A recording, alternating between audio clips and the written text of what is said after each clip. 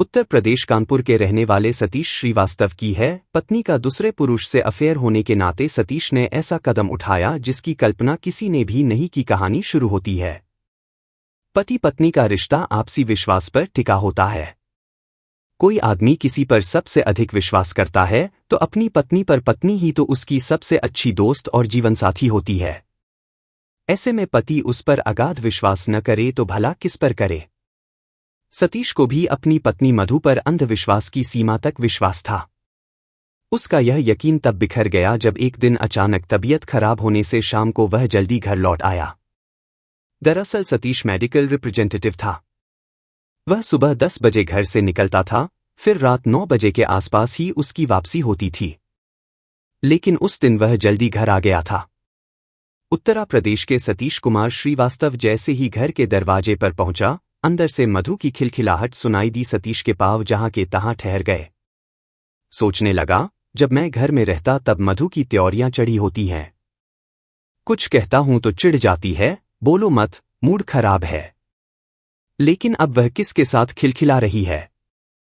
सतीश ने दिमाग पर जोर दिया, पर उसे याद नहीं आया कि मधु कब उसके सामने इस तरह दिल से खिलखिलाई थी। सतीश के दिमाग में शक का कीड़ा कुलबुलाने लगा।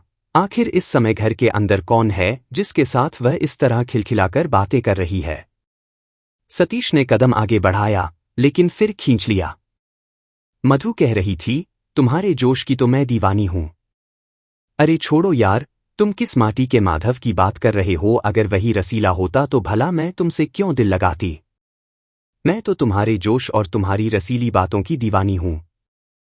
एक तरफा संवादों से सतीश ने अनुमान लगा लिया कि कमरे में मधु के अलावा कोई नहीं है। वह फोन पर किसी से रसीली बातें कर रही है। मधु जोश में थी, इसलिए उसकी आवाज बुलंद थी। कमरे में की जाने वाली बातें बाहर तक साफ सुनाई दे रही थीं। बातें सुनकर सतीश की खोपड़ी घूम गई। मधु बीवी मेरी और जोश का गुणगान कर रही है, किसी दूसरे का। सतीश ने गुस्से में दरवाजे पर लात मारी। भीतर से बंद न होने के कारण वह फटाक से खुल गया।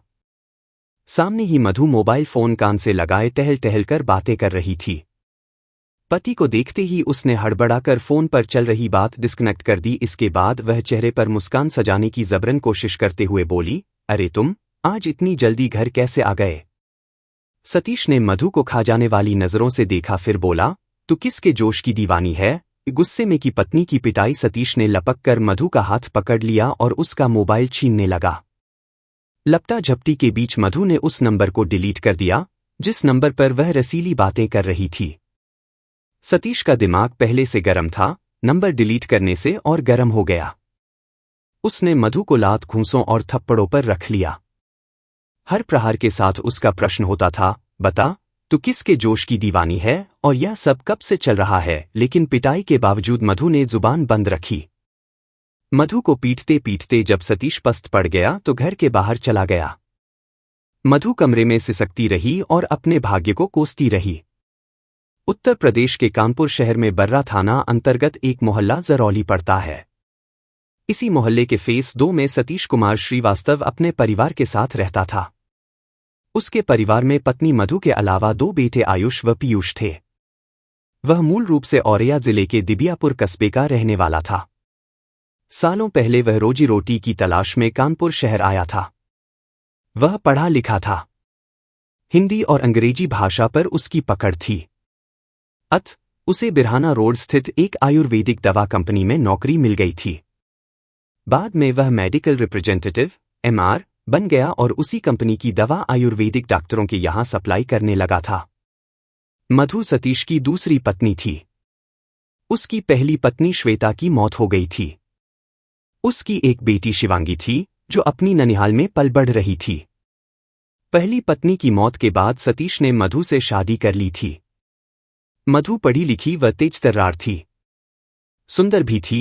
आता सतीश उसे बहुत चाहता था और उस पर भरोसा करता था। वह उसकी हर खुशी का ख्याल रखता था।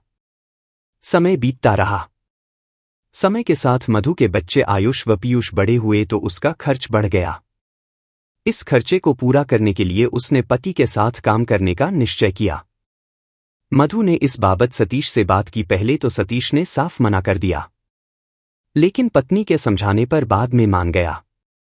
सतीश अब विजिट के लिए घर से निकलता तो मधु को भी साथ ले जाता। उसने कानपुर शहर तथा आसपास के कस्बे के दर्जनों वैद्यों व डॉक्टरों से मधु का परिचय कटाया और दवा बेचने के सारे गुर बताए। उसके बाद मधु सतीश के दवा कारोबार में हाथ बटाने लगी। पत्नी के सहयोग से सतीश अच्छी कमाई करने लगा। मधु का बड़ा बेटा आयुष पढ़ने में कमजोर था। उसका मन पढ़ाई में नहीं लगा तो मधु ने उसे गोविंद नगर स्थित फार्मा मेडिकल स्टोर में काम पर लगा दिया। लेकिन छोटा बेटा पीयूष तेज दिमाग का था। मधु उसे पढ़ा लिखा कर डॉक्टर बनाना चाहती थी। वह उसकी पढ़ाई पर पूरा ध्यान देती थी। पढ़ाई के साथ वह कोचिंग भी जाता था। मधु ने कुछ समय तक ही पति के साथ काम किया। उसके बाद वह डॉक्टरों के यहां अलग विजिट पर जाने लगी। मधु का मानना था कि अलग अलग जाने से दवा का ऑर्डर ज्यादा मिलता है। यद्यपि मधु का अलग जाना सतीश को पसंद न था, लेकिन मधु के आगे उसकी एक न चली। 2 डॉक्टरों को फंसा लिया। मधु 2 बेटों की मां जरूर थी, लेकिन उसके बनाव श्रृंगार से कोई भांप नहीं पाता था कि वह 2 जवान बेटों की मां है। सतीश का मन भोगविलास से उचट चुका था। वह दिन भर की भाग दौड़ से इतना थक जाता था कि खाना खाने के बाद चादर तानकर सो जाता था।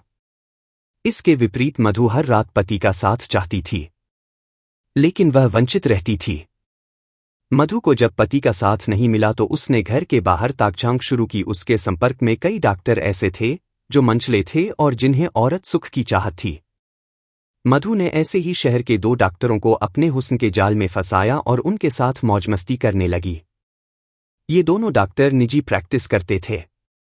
मधु को जब भी मौका मिलता था वह उनसे खूब रसीली बातें करती थी। सतीश पत्नी पर भरोसा करता था। उसने कभी किसी तरह का उस पर शक नहीं किया। लेकिन उस दिन तबीयत खराब होने पर जब वह समय से पहले घर आया और मधु को मोबाइल फोन पर अश्लील और रसीली बातें करते पाया तो उसका विश्वास डगमगा गया। शक होने पर उसने मधु की जमकर धुनाई भी की, लेकिन उसने आशिक का नाम नहीं बताया, बल्कि आशिक का मोबाइल नंबर भी डिलीट कर दिया। सतीश के मन में भी शक था। वह पत्नी पर नजर रखता था। जिस दिन वह मधु को एकांत में बात करते देख लेता, उस दिन पहले तो तू मैं होती, फिर नौबत मारपीट तक आ जाती। अब एक छत के नीचे रहते हुए भी दोनों को एक दूसरे से ज्यादा मतलब नहीं रहता था। बड़ा बेटा आयुष पिता के पक्ष में रहता था, जबकि छोटा बेटा पीयूष मां के पक्ष में बोलता था। 19 मार्च 2021 को आयुर्वेदिक दवा निर्माता कंपनी की दिल्ली में मीटिंग थी, जिसमें कानपुर शहर के डीलर व एमआर को मीटिंग में शामिल होने के लिए बुलाया गया था। सतीश कुमार श्रीवास्तव भी अपनी पत्नी मधु श्रीवास्तव के साथ शामिल होने दिल्ली गया था। मीटिंग समाप्त होने के बाद मधु ने कुछ खरीदारी की, फिर शताब्दी बस से दोनों कानपुर को रवाना हो लिए। 21 मार्च 2021 की सुबह 8 बजे मधु और सतीश अपने जरौली स्थित घर पहुंचे। उस समय घर पर कोई अन्य न था। दोनों बेटे आयुष और पीयूष गीता मौसी के घर पर थे, जो जरौली में ही रहती थी। सतीश को किसी जरूरी काम से अपने पिता के घर दिबियापुर जाना था। उसने मधु से जल्दी खाना बनाने को कहा, लेकिन मधु ने उसकी बात को अनसुना कर दिया और मोबाइल फोन पर वीडियो कॉल कर बतियाने लगी। वह किसी युवक से अश्लील बातें कर रही थी। सतीश ने उसे बातें करने से मना किया तो मधु झगड़ने लगी और उसे गाली बकने लगी। इस पर सतीश को गुस्सा आ गया। उसने फोन छीनकर फेंक दिया और उसे धक्का दे दिया। धक्का लगने से उसका सिर दीवार से टकरा गया, जिससे सिर फट गया और खून बहने लगा। खून देखकर मधु को गुस्सा आ गया और उसने सतीश के मुंह पर जूता फेंक कर मारा। मुंह पर जूता लगा तो सतीश आपा खो बैठा। उसने मधु को फर्श पर पटक दिया और बोला, हरामजादी, बदचलन, आज तुझे किसी कीमत पर नहीं छोड़ूंगा। तुझे तेरे पापों की सजा देकर ही दम लूंगा। कहते हुए सतीश ने मधु की साड़ी से उसका गला घोंट दिया। मधु की हत्या करने के बाद उसने शव को ठिकाने लगाने की योजना बनाई। दिन का वक्त था, सो वह लाश को बाहर कैसे ले जाता। उसने बड़े बक्से को खाली किया और मधु के शव को बक्से में बंद कर दिया। मोबाइल फोन को भी उसने बंद कर दिया। शाम को दोनों बेटे घर आए तो सतीश ने बताया कि मधु किसी का फोन आने पर घर से निकली थी। तब से नहीं आई। इसके बाद वह आयुष और पीयूष के साथ मधु की खोज करता रहा। अगली सुबह सतीश ने बड़े बेटे आयुष को गुमशुदगी दर्ज कराने थाना बरटा भेजा। वहां पुलिस ने गुमशुदगी दर्ज कर मधु की तलाश शुरू कर दी। पुलिस को गुमराह करने के लिए सतीश ने मधु का मोबाइल चालू कर सड़क से गुजर रहे एक लोडर में फेंक दिया। रात में सतीश ने शव को बक्से से निकाला, लेकिन गर्मी की वजह से शव फूल चुका था और उससे दुर्गंध आने लगी थी। पीयूष ने बदबू की बात की तो भेद खुलने के भय से सतीश ने उसे गीता मौसी के घर भेज दिया। आधी रात के बाद सतीश ने एक बार फिर शव को ठिकाने लगाने की सोची। वह शव कमरे से घसीटकर गेट तक लाया, लेकिन उसकी हिम्मत दगा दे गई। शव उठाते समय बाल व खाल उसके हाथ में आ गए। शव सड़ने लगा था। सवेरा होने से पहले सतीश ने गेट पर ताला लगाया और फरार हो गया। 23 मार्च 2021 की सुबह सतीश के पड़ोसियों ने सतीश के घर से भीषण दुर्गंध महसूस की तो उन्होंने थाना बर्रा पुलिस को सूचना दे दी। सूचना पाते ही थाना प्रभारी हरमीत सिंह टीम के साथ सतीश के घर पहुंचे। ताला तोड़कर वह घर के अंदर घुसे तो गेट के पास ही उन्हें सड़ी गली महिला की लाश मिली। पड़ोसियों ने तुरंत लाश को पहचाना। उन्होंने बताया कि लाश सतीश की पत्नी मधु श्रीवास्तव की है। थाना प्रभारी की सूचना पर एसपी साउथ दीपक भूकर तथा डीएसपी विकास पांडे भी आ गए। उन्होंने मौके पर फोरेंसिक टीम को भी बुला लिया। पुलिस अधिकारियों ने घटनास्थल का निरीक्षण किया। मृतका की उम्र 40 वर्ष के आसपास थी। संभवतः उसकी हत्या गला दबाकर की गई थी। फोरेंसिक टीम ने भी जांच कर साक्ष्य जुटाए। इसके बाद शव को पोस्टमार्टम हाउस भेज दिया गया। इसी बीच पता चला कि सतीश अपने दोनों बेटों और स्थानीय नेताओं के साथ थाना बर्रा पहुंचा है और पुलिस की नाकामी को लेकर हंगामा कर रहा है। यह सूचना प्राप्त होते ही थाना प्रभारी हरमीत सिंह थाने पहुंचे और सतीश को गिरफ्तार कर लिया। पुलिस ने सख्ती से उससे पूछताछ की तो उसने पत्नी की हत्या का जुर्म कबूल कर लिया। उसने बताया कि मधु बदचलन थी। वह आशिक से मोबाइल पर बात कर रही थी। मना किया तो जूता फेंककर मुंह पर मारा। गुस्से में मैंने उसका गला घोंट दिया। उसके बेटे निर्दोष हैं। उन्हें हत्या की जानकारी नहीं थी।